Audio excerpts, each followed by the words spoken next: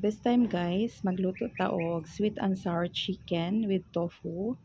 Ato na slice ang tofu into cubes and then ready na pod ang atong marinated chicken breast. Ato na siyang i-coat og cornstarch para inig-fry na to crispy siya ang both chicken og ang tofu. Ato na siyang i-coat din ha. Ato na ibutang ang una ang tofu na lang kay gamay ra siya. So coat, coat, coat. Ito na siya isagol tanan. Di ba? Oh. Ano na siyang kuanon pero nang kanang sana aron ma-crispy. Di ba? Pag human og coat sa tofu, next na tong i-coat is ang chicken. Okay. So mag-coat ang chicken. Ano siyang ibutang tag sa tagsa kay murag pag marinate ana is nagkuan na siya, nagpilit. So, ato gihapon na siya same process sa tofu, ato na siyang i-coat gihapon. Ana, mix mix mix.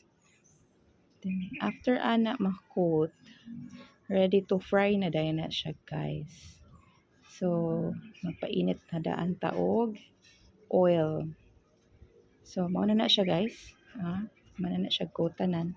So, ato ta sa oil na atong gipainit, maghuwat i-test na to if nainit na ba siya. So, nagdili pa kaayo. So, ato sang pataod-taoran.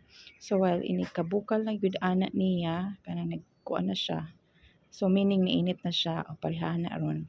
Ibutang na dayon natong uban nga tofu para makuan na siya, ma-fry. Pag human ana, ato na siyang i-wait until golden brown. Okay, mao magina siya ang ihang ideal na kuan siya di golden brown gid siya nga naluto. Sure na gid nga naluto siya. And then kuan. Check na to from time to time ang iyahang color kay basin mapaig, wala pa siya puti-puti pa siya. Ato na siyang pataod-taoran. Diba? Check, check, check. Pag mag-check ana, paghapon taod-taoran pa gid siya. O kana marag hapit na gid siya, guys. O, di lang kay siya maklaro kay actually nag-brown out gina siya na time sa tunga-tunga sa tong pagluto, di ba? O kana siya pwede na siya hauno na nato. Crispy na kay na siya, guys. Next is the chicken nga atong i-fry. So same process gihapon. Ana, ito na siya ibutang tanan din ha until golden brown. So ibutang na to tanan to atong gi-coat.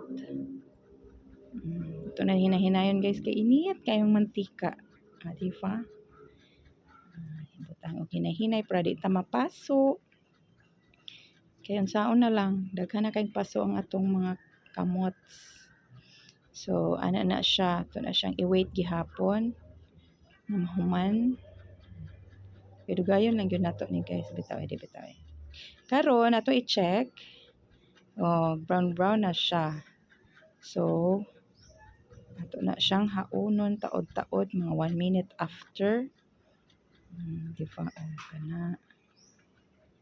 Marag mauna gyud ta siya. So, kana brown na gyud siya, guys. So, ato na siyang haunon. So, karon mag-ready na pud ta sa atong sauce. Na siya mga spices din ha og lamas gihapon gimix na nako, wala pa na siya kalayo but ato na nang gibutang tanan din. Last ana is ang pineapple chunks para perfect gid ang atong sweet and sour, di ba? So karon nato nang i-start ang fire, then ato na din siyang ukayon, i-mix na dayon hantod nga mahimo na siyang sticky nga ready na gyud ang sauce. Kana ukay-ukay. Di ba? Kana siya, di pa na siya, lasaw pa na siya, taod-taod ana. Ato na dahil na siya, pag sticky na gyud sa sauce, na ready na siya, para malunod na to itong atong mga gi-fry previously, nga tofu chicken, kana di pa gyud. Ito lang sa ukay-ukayon, kay need nga siya constant nga ukay, guys. Okay, para makuan siya. Di siya mo pilit, pero actually, di na siya mo pilit, ana na pan. Karon, kana siya, mao na ni siya ang perfect consistency nga pwede na nato ibutang ang atong chicken og tofu. So ibutang na nato siya ang duha. Dali ra kay na siya lutuon guys. Uy, ana ra jud na siya ka simple. Oh. Pag human na nagbutang, imo ra na siyang kuan sa iyang sauce. Ana mix dayon. Mix. Hantod ma-coat na siya tanan, ma-cover na siya sa sauce. Pero akong sauce guys, dili tong kuan, daghan gyud na siya para musunod gid og ayo ang iyang flavorful nga sauce sa imuhang chicken o tofu. Dili lang siya basta-basta nga coat lang. As in, mukuan jud siyang flavor. Ano na siya. Dayon, this is our finished product.